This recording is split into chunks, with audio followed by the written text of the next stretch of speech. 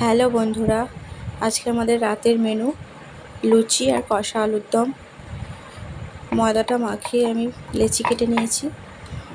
এখন একটা একটা করে বেলে আমি ভেজে নিচ্ছি।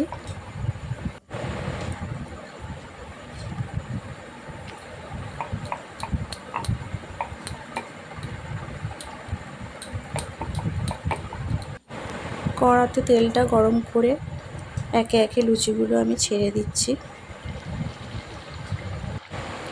দেখো বন্ধুরা, কেমন লুচিগুলো ফুলছে।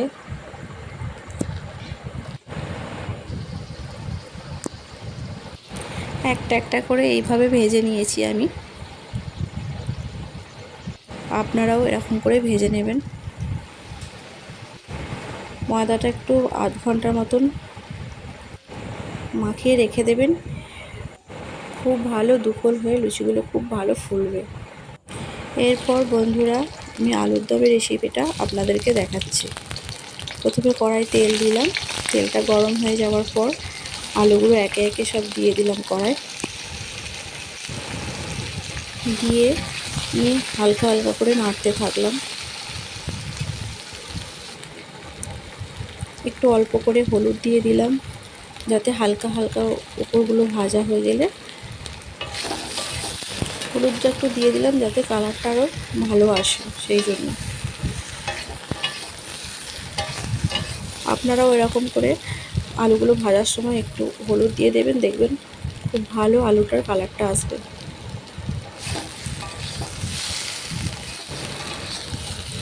এইভাবে নেড়ে হালকা ভাজা ভাজা হয়ে গেলে কড়া থেকে নামিয়ে নিলাম আমি।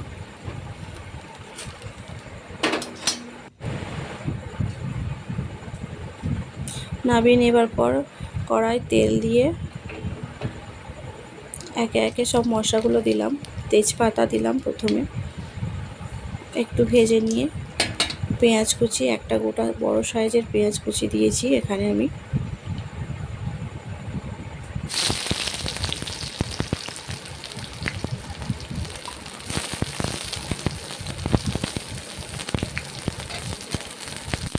তারপরে পেঁয়াজটাকে আমি হালকা ভেজে নিয়েছি।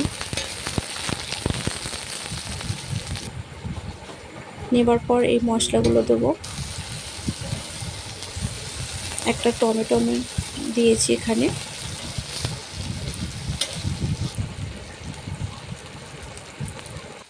তারপর আমি 1 চামচ রসুন বাটা দিলাম, দিয়ে আমি ভালো করে নেড়ে নিলাম।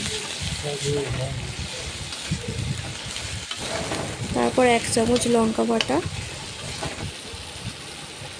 1 চামচ আদা বাটা দিলাম, দিয়ে ভালো করে নেড়ে চেড়ে নিয়ে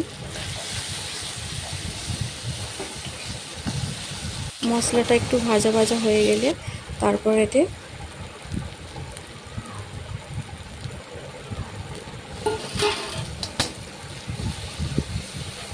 ভালো করে নেড়ে নিচ্ছি।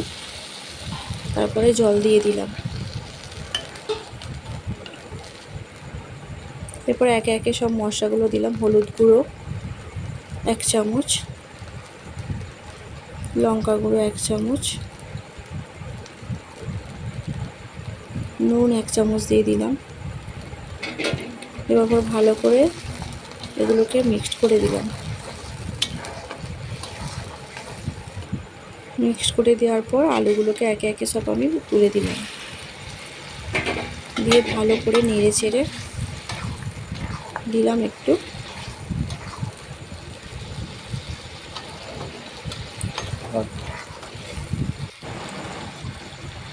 পরিমাণ মতো আরেকটু জল দিয়ে দিলাম, কারণ আলুটা একটু সেদ্ধ হবে, সেই জন্য আরেকটু জল দিতে হয়েছে আমাকে এতে।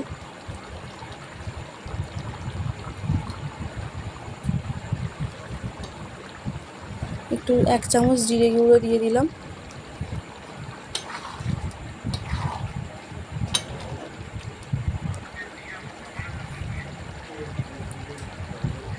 হাফ চামচ গরম মশলা গুঁড়ো দিলাম।